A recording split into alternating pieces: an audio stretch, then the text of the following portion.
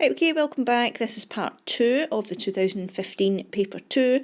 It's a calculator paper. I will work through the last remaining questions of the paper, and please try the questions that go with it, okay? And remember, upload your answers to the correct dated page on the class notebook, okay? Right, okay, number 8. James paid $297.50 for a laptop. The discount in the sale was 15%. What's the original price? Right, there's two ways to do this question.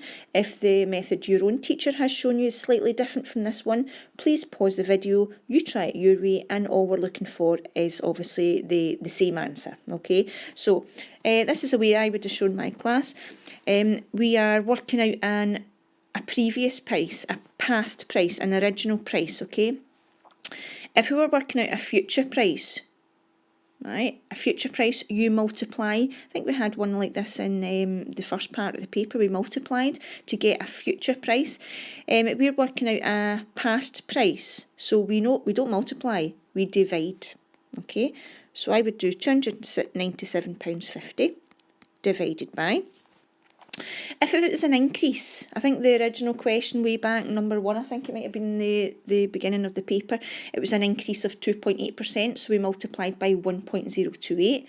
This is a discount or a decrease, okay? It's not an increase of 15%, it was a decrease of 15%.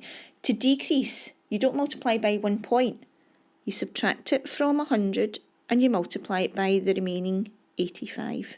Because 100 take away 15 is 85. That's how I would show my class to do that question. That's the way they would have been expected to do it. There is another way. You can pause the video, do it your own way, and just double check you get the right answer. Okay? And when I do that, I get 350, which is the right answer. Okay?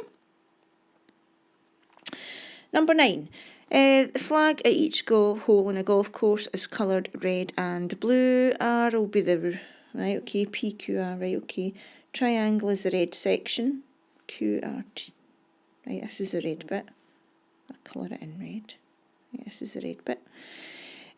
PQTS is a blue bit. Right, okay, that bit's blue. Right, what does it say? Triangle. PRS, the big triangle, and the wee triangle. Oh, right, similar. They're similar. So this is a similar triangles question, a similar shapes question. And it's talking about areas, so it's similar areas, okay? Right, whenever I have a similar shape question, I don't like the way that looks. What I'm going to do is I'm going to draw out the triangles side by side. I think there was a question like this. Was it a jar of cookies or something in one of maybe the last paper? We normally have your diagrams drawn out side by side. Right, I'm going to draw them side by side. The big one and the wee one. Okay, so the wee one is the red one, which is QRT. And that distance is 24, it's marked on it. And the big, that's the whole big triangle, is the big outside one, which is SRP. The big one is 30 up the side. Okay, sometimes they're just trying to make this a wee bit more difficult by not showing you the two triangles side by side, by compounding it as a one diagram, okay? I prefer to do it like this. Right, okay, so the area of QRT is 400, so that's the area of this one. The area of this one is 400. And the question is asking you, what is the area of PQTS, which is actually the area of the blue bit. But if we use similar shapes, we're going to find the area of the large outside shape. Okay, so similar shapes. Remember, whatever one you're working out, I'll call the new shape. I'll call this one the new one, and I'll call this one the old one. So, to get the scale factor, first of all, you do the new divided by the old. We match up measurements. Where's the matching up measurements? Yep, it's the 30 and the 24.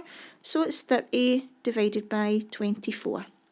And if you do 30 divided by 24, you get 1.25. Well, this scale factor tells you that all these measurements, compared to the smaller shape, the new shape is 1.25 times bigger than the smaller shape. However, we don't simply take 400 area and multiply it by 125. There's an area scale factor, and we've done this one before. I think it was a volume scale factor, okay? The area scale factor, we don't multiply it by 1.25, we square the scale factor, okay?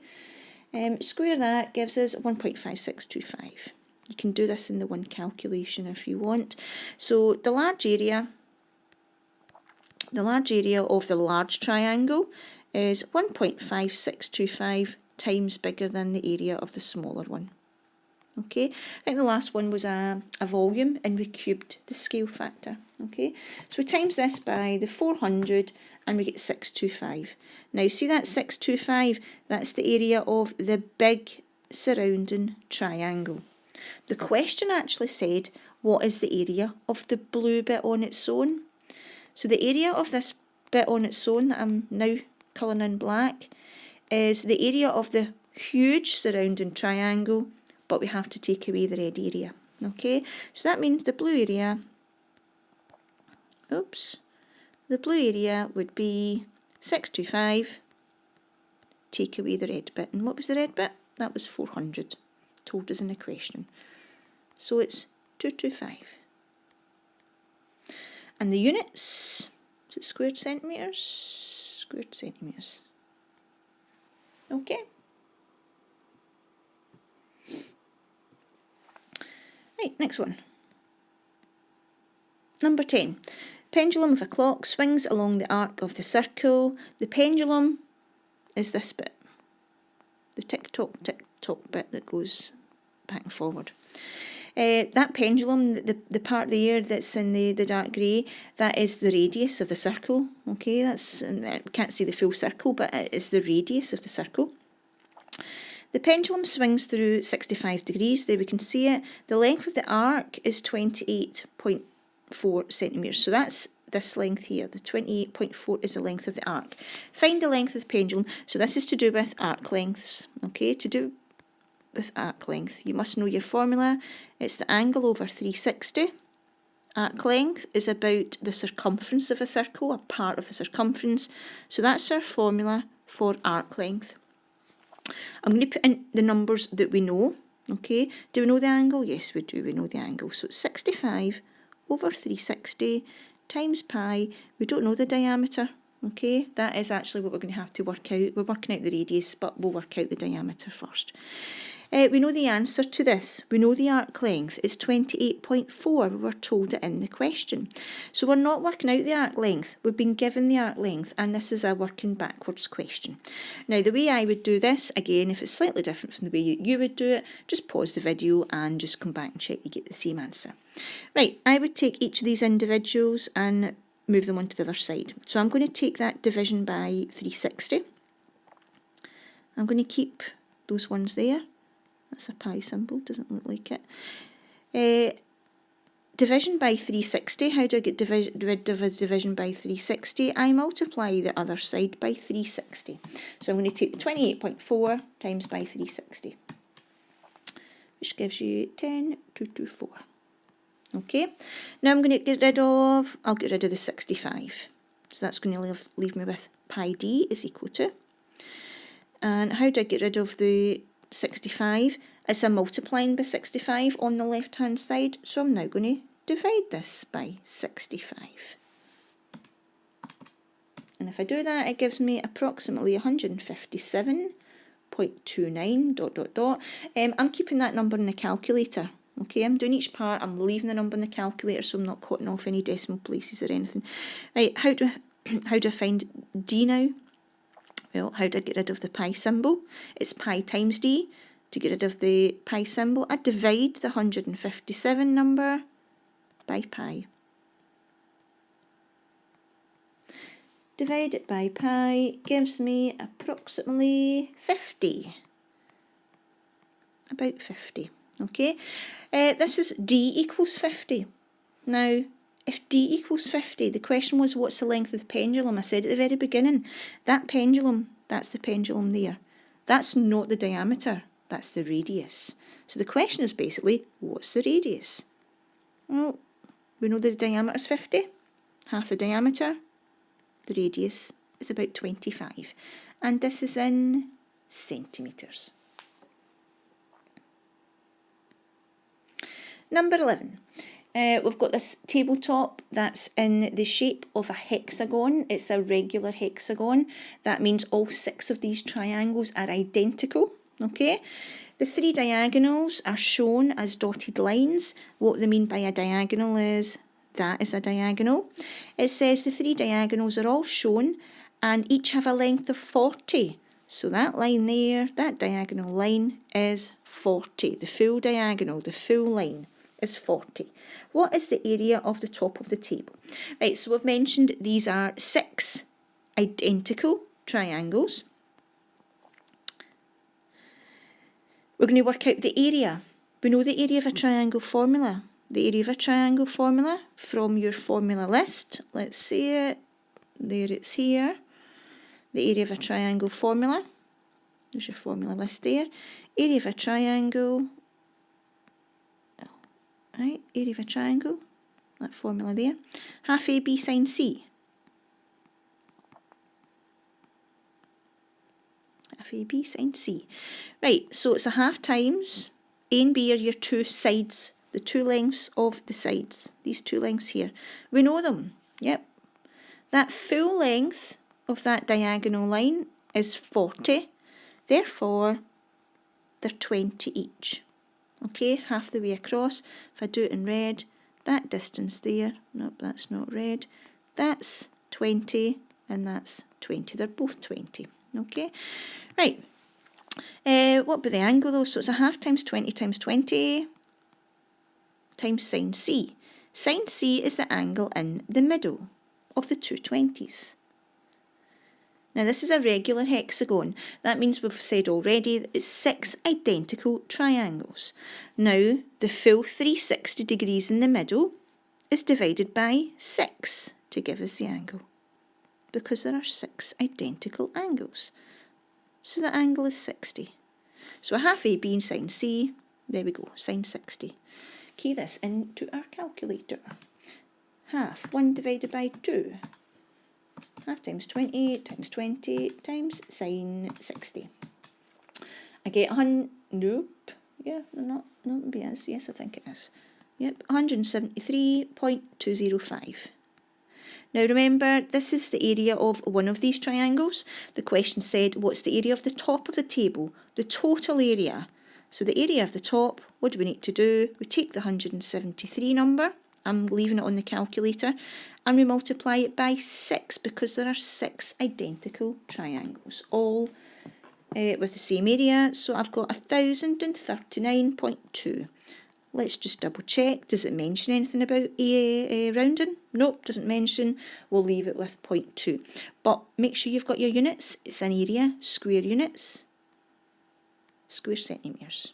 I said number 2, square centimetres. Okay.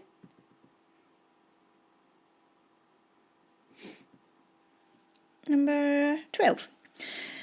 Right, we've done a question like this in the last lesson. I'm pretty sure on it's come up every single time. And hopefully before I mention it, you've realised what topic this is. Okay? It's a Pythagoras question. The first thing I said the last time was make sure you draw in the radius of the circle. Okay? There we go. That is the radius of the circle. It tells you what the radius is. It tells you the radius of the circle is 1.2. Now, when we do a question like this, I always suggest you draw out the triangle at the side. Okay? It's a right angle triangle. Always creates a right angle triangle. Put the numbers on that we know. The radius is 1.2. We were told that in the question. Okay, I'm going to underline. That's better. Right, the radius is 1.2. The width of the surface, M to L, is 1.8. What that's just told you is that distance from M along to L is 1.8. Now you'll notice this wee triangle is only half of M to L. Half of 1.8, that wee distance there across the top is actually half of 1.8, 1.9. So that's a set up our Pythagoras. Okay, and now we're going to work out what x is. Now, your first mark for this question is for stating the correct Pythagoras statement. X is a smaller side. Okay, the 1.2 is the longest, it's the hypotenuse. So we're going to do 1.2 squared, subtract 0.9 squared. And that is how you get your first mark for this question. Okay. 1.44, subtract. Remember, use your calculator, don't try and just work it out in your head. Do the subtraction and it gives you 0.63. Now that's what x squared does. You need to do the last step of Pythagoras, which is the square root, which is 0.79 approximately. I'll leave it as 0.7937, okay, because it's not the final answer. This is what x is. The number that we've just worked out is this distance here. I've just put it in red in the diagram. That is our x value that we just worked out. The question that we were to work out, or the answer that we were to find, was the depth, which is the full distance from here to here. So there's one thing we have to add on to the red number, which is this distance here. Now that line that I've just drawn goes from the centre of the circle to the edge of the circumference. That is the radius that I've just drawn in black. So that means that the depth is basically the answer that we've just worked out, the 0.79 number, add on the radius. The radius, we were told, was 1.2. So if we add on your 1.2, we get 1.99. Double check, is it asking for rounding, 1.99? Doesn't mention anything about rounding, we'll round sensibly, that's fine. And please put in the units, 1.99 metres. Okay. Right. Next, let's see, in the diagram below, certainly looks like a bit of trigonometry. We've got angles, we've got measurements in a triangle. Right, okay, it's a bearings question. So let's see. Please read the notes at the bottom. It gives you a bit of information. All the numbers are not always given in the picture. Right, the 25 is given in the picture. The 72 is given in the picture. This 128 has not been marked in. And if you just looked at the picture, you wouldn't have been able to do the question, okay? The bearing from Q to R, so from Q, right, there's Q.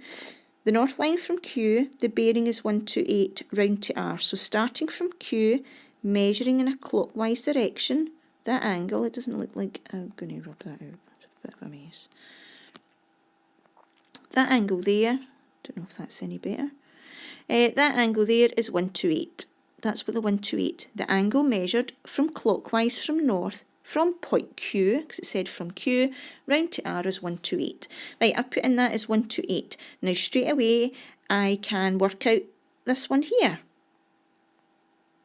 Because it said Q was north of P, or P was south of Q.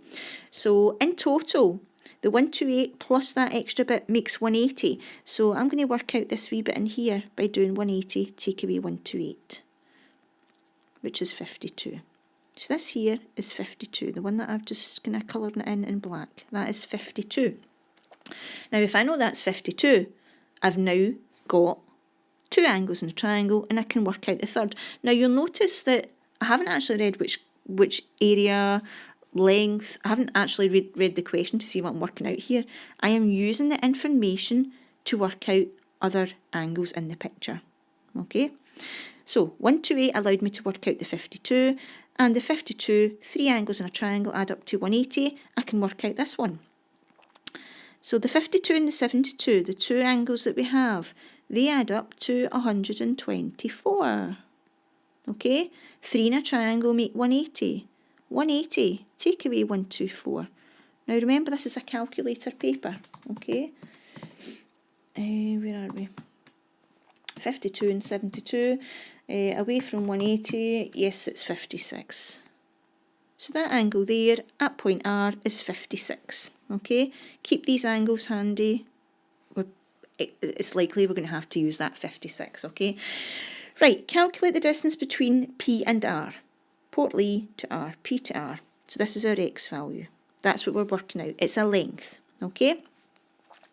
Basically, we've got this triangle where that's 72, that's 56, and that's 52. and this one's 25 kilometres. So we have to work out side x. Now, can we use the sine rule? Can we use the cosine rule? We can only use the sine rule if we've got an angle and a side across from it, and you know both. Do we have it? Yes, we do. Angle 56 is directly opposite the side that's marked 25 kilometres. So we can use the sine rule. Okay? A over sine A equals B over sine B. I'm not going to bring up the formula list. Right? We only need two parts of it. The part that's the unknown part, x, I put that on the left-hand side here. X is a side. The top of the sine rule is the sides. Underneath, on the denominator, is the angles. And it's the angle that's opposite side x. So it's sine 52. Now on the right-hand side, we put the matching up pair that we know. The side is 25, side at the top, angle at the bottom. Angle 56, because that's the one that's opposite the side that's marked in the 25. Okay? Now to find x, we want to get x in its own. Ideally, we just want to make this wee sine 52 disappear, but we can't make it disappear. We can, however, remove it. And to remove it, we think of, well, what is that 52 doing? Or the sine 52.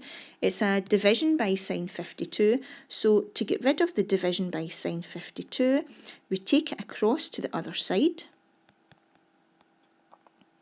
and we multiply by sine 52. Okay, right, take your calculator and make sure your calculator is on degree mode, remember. And when I do that, I get 23.76, that's a 3, 23.76.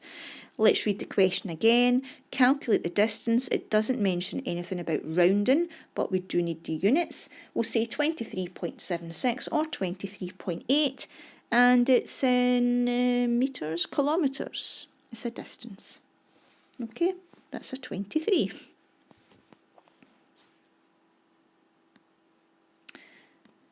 And number 14. This is a rectangular, it's a picture, it measures 9 by 13. Okay, that's a photograph that's fine, 9 by 13. It's placed on a rectangular piece of card. Right, okay, so the rectangular piece of card is the big, huge surrounding part that this photograph has been placed on. The border is x, right, okay. Write an expression for the length. Right, the length is the total length from the top to the bottom. We know we were given in it, we were given that this bit is 13. So it's 13 plus a wee extra bit there and a wee extra bit at the bottom. So the length is actually 13 plus the wee extra length at the top. The wee extra length is the border, which is an x, plus a wee extra length at the bottom, which is another x. So it's 13 and 2x as well, okay? It doesn't matter if you write this as 13 add 2x or 2x add 13, it makes no difference, okay? So that's the length. That's it, 1 mark. Part 2, show that 4x squared, right, so we need to work out where is this coming from, right? Where is this difficult quadratic equation coming from? It's actually coming from, it's talking about the area of the card. The area of the card is 270. Okay, so we're going to get this formula from that information. Right, we've just been talking about the area of the card. It's a rectangle. How do you work out the area? It's the length multiplied by the breadth. What we're going to do is work out the breadth in exactly the same way as we've done part 1. Right, the breadth, I'll do it in blue. The breadth across the way is 9, but that's only part of the breadth. The breadth of the full bit of card has an extra wee bit at the side and an extra wee bit at this side. So it's 9 plus the extra length, which is x on both sides. And I'll just write that as 2x add 9. Okay, so the length and the breadth of this rectangular piece of card, we've got the two measurements. Right, how did we say we're going to work out the area? We do the length times the breadth. So it's 2x plus 13 multiplied by 2x plus 9. I'm going to multiply this out. 4x squared multiplied 2x by 9 plus 18x. Multiply these two, plus 26x. 13 times 9. If you don't know it, remember, oh well, it's a calculator paper, 117. Let's tidy this up a wee bit. Really what we've got here is 4x squared plus 44x plus 117. Right, what's this working out? It's the area. Right, now you'll notice it almost looks like the formula that we were to show. It says show that that's equal to 0. Right, I'm going to take this on to the next page, hopefully. Right. Okay, so what we've got here is this formula works out the area. What we had was 4x squared plus 44x plus 117. This is a formula that works out the area of the card. That's what we've got. It doesn't quite look like the answer that we're supposed to have. Let's just go back. It says the area of the card is 270. This formula works out the area of the card. So what is this formula equal to? It's equal to 270. Now, our quadratic that we were given in the original question, it said it was equal to 0. How do I make it equal 0? I'm going to bring the 270 across to the other side and take it away. Okay, so it's 4x squared plus the 44x plus, what's 117? Take away 270. Yes, it's the negative, over on black again, negative 153. And I'm pretty sure that is the equation that we were to get. Yep, that's it. That's that part done. Okay. Part B.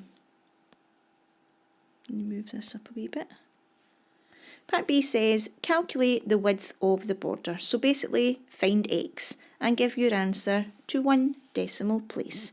So we need to work out x. We've got this equation. I'm going to have to go into the next page to do this. Yes. Right, so how do we solve this? How do we find out what x is? There's a hint in the question. It says give it to 1 decimal place. It's a quadratic formula question. Okay, I'm going to bring up the quadratic formula. There it is. That's it at the top. Okay.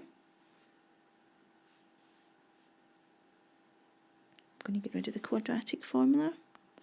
You would write it down. Right, that's our equation that we have to solve. In the quadratic formula, A and B and C are your values. A is 4, B is 44, and C is negative 153. The quadratic formula is negative B from the formula sheet, plus or minus square root B squared minus 4AC all over 2A. We're now going to sub in the numbers that we know. Negative B. Right, B is 44, so negative B is negative 44 plus minus square root B squared, 44 squared, take away 4 times A times C. 4 times 4 times negative 153. All to be divided by 2A. 2 times 4. Right, let's see. Top line is negative 44 plus and minus, I'm going to work out this bit under the square root. 44 squared is 1936. Take away. Now 4 times 4 times 153, negative 153, gives you a negative 2448. And it's all to be divided by 8. Okay, really what we've got here is negative 44 plus and minus square root. Now, under the square root, you've got 1936, take away negative 2448. Remember, if you take away a negative 2448, you're actually adding on the 2448. So it's the square root of 4384. And it's all to be divided by 8. That's an 8 at the bottom. Nope, running out of space. It's an 8. Okay.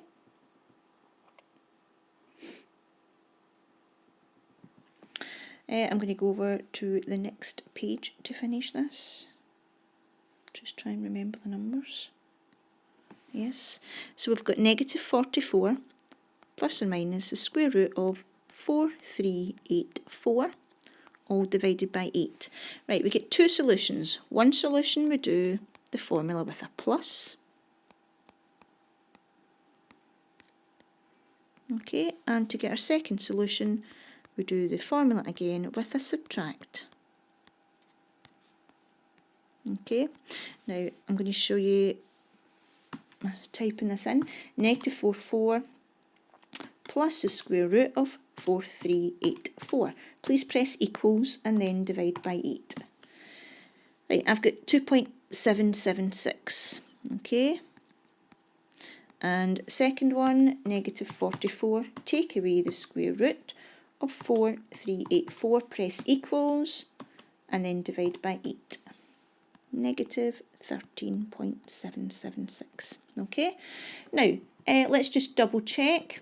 We've got 3 marks out of 4. The question, go back to the question. It says, find x, the width of the border. X is a width of a picture frame. Okay, look at our two answers. Can x, the width of a picture frame, be a negative number? No, it can't. Right? That's not the correct answer. The width of the picture frame is therefore this one here.